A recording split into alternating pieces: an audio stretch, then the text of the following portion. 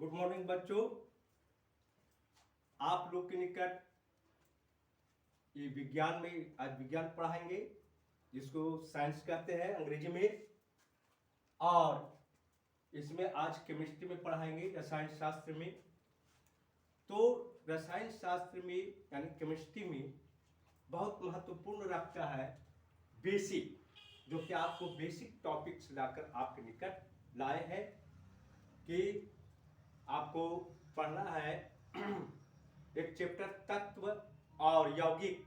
तत्व को अंग्रेजी में कहते हैं एलिमेंट, और यौगिक को कहते हैं अंग्रेजी में आपको कंपाउंड।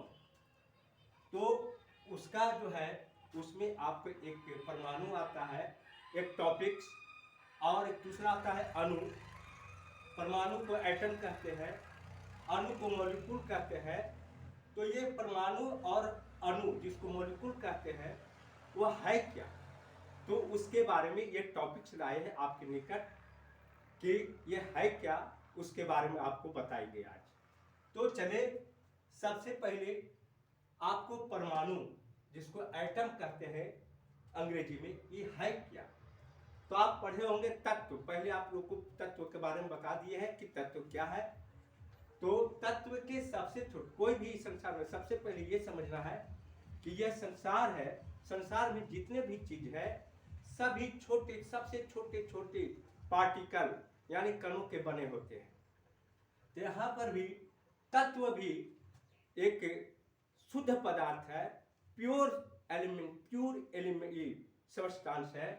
वह भी 10 सबसे छोटे पार्टिकल के कण के बने होते हैं। तो तत्व के सबसे छोटा कण किसका? तत्व के सबसे छोटा कण परमाणु कहलाता है। और इसको अंग्रेजी में बोलेंगे the smallest particle of an element is called atom. आपको पूछेगा कि बताइए तत्व के सबसे छोटा कण को क्या कहते हैं, तो आप जवाब दीजिएगा परमाणु।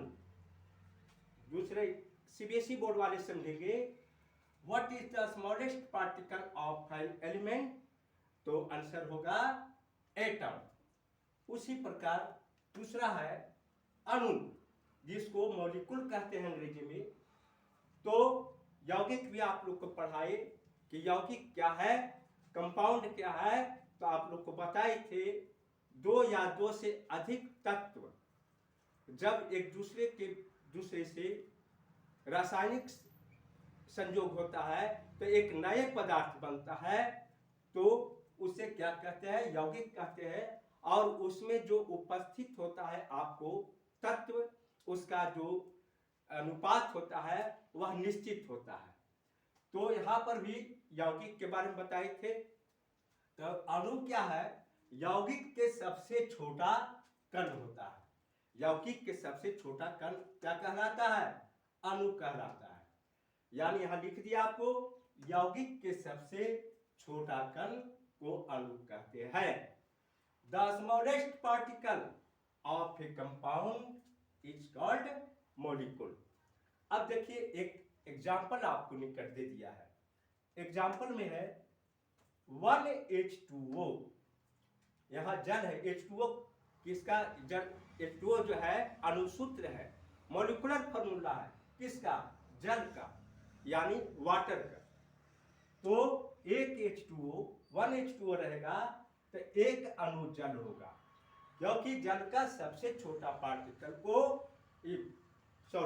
यौगिक के सबसे छोटा पार्टिकल को, कंपाउंड के सबसे छोटा पार्टिकल को हम लोग अणु कहते हैं, मॉलिक्यूल कहते हैं। तो यहां पर आपको H2O जो है यह क्या है? यौगिक है, कंपाउंड है। क्यों? क्योंकि इसमें दो तत्व हैं, एक हाइड्रोजन है और दूसरा ऑक्सीजन है, और दोनों के बीच में रासायनिक संयोग हुआ, और दोनों हाइड्रोजन और ऑक्सीजन का जो अनुपात निकालिएगा वह हमेशा निश्चित निकलेगा। तो यहाँ पर 1H2O यौगिक को कहते हैं कंपाउंड। 1H2O देखिए एक है, तो यहाँ पर क्या हो गया? एक अणु जल, क्योंकि यौगिक का सबसे छोटा कण क्या कहलाया? अणु। कंपाउंड का सबसे द स्मॉलेस्ट पार्टिकल क्या कहलाया? मॉलिक्यूल। तो उसी तरह से आपको 1H2O ले लिया, अगर 5H2O रहता तो क्या लिखेंगे? 5 अणुजन, 5 अणुजन, और अंग्रेजी में इसको कहेंगे 5 मॉलिक्यूल ऑफ वाटर। इसी प्रकार अगर और रहेगा, मान ली जाए कि 10CO2, तो क्या हो गया?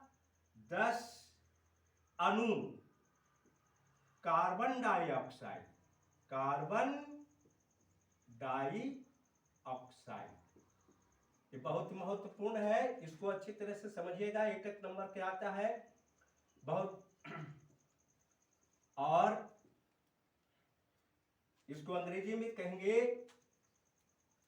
10 मोलिक्यूल